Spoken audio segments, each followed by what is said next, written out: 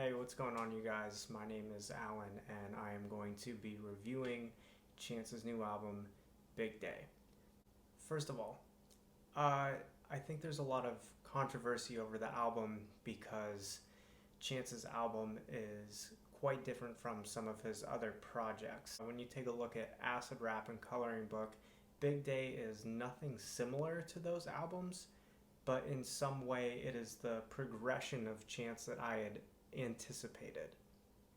So, just taking a quick look at his past, Acid Rap was more of his introductory sounds, I would like to say. So, even though they sounded cool and they sounded like they fit and it sounded like it was his true personality, my opinion is that it really was who he was at that point in time. So, he was doing a lot of drugs, obviously, and he was kind of messing around, acting kind of goofy, and he had some really good bars and some really unique sounds. And then moving on to Coloring Book, he was a little bit more, I hate to use this word, but mainstream.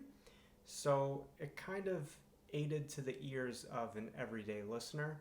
Kind of a wider variety of listeners could enjoy this album. And then when you come to his newest work, I think that it gets such a bad rap because people were expecting kind of the same thing as his prior projects. I don't necessarily think that it is a bad album, but I definitely think it was expected, because this is what starts to happen is you have an artist that puts out a project and everyone loves it. Then they have another project, their second project, and everyone seems to love that. And then when you get to their third, I guess technically it's not his third album because the first two weren't considered full albums. But when you get to his third, we'll just say, piece of work, it literally is just that. It's a piece of work. Definitely not his best, but I think that people are kind of riding the hate train a little bit on this album.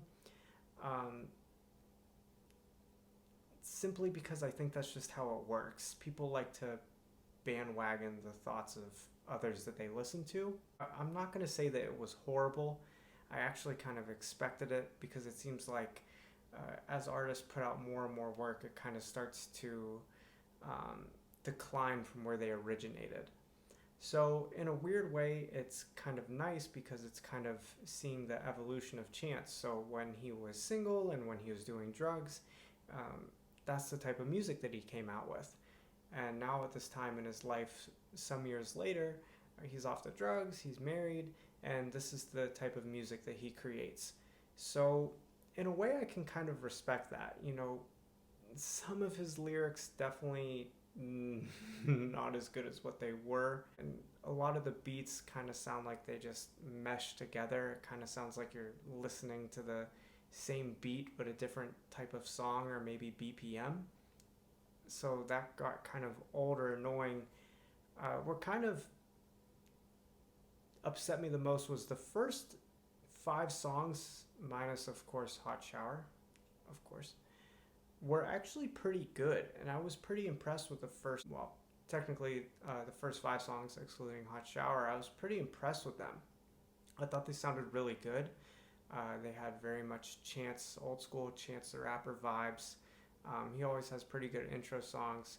And then after that, it just started to really decline and dwindle hard. I didn't hear any songs past that really caught my attention. And also, I think it's rather obnoxious when artists put skits into their music. I think that it's really unnecessary. And I think that when you're listening to an album, it's nice when it flows. I am hugely influenced and I really enjoy listening to the 1975. And if you've ever listened to any of their albums, each song just flows very nicely right into the next track.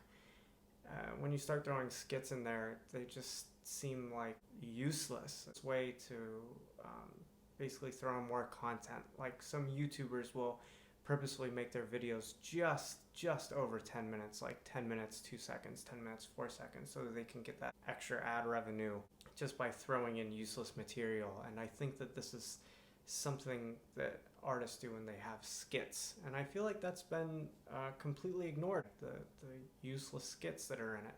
But as far as Chance himself goes, I I think that I think this is right on track with what I expected from him. I think what he was going for, even though he's independent, it's good for artists to try new things.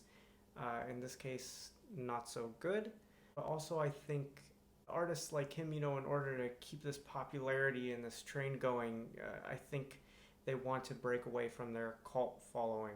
So they want to gain new fans that can easily listen to their music and just have something stupid and catchy to listen to.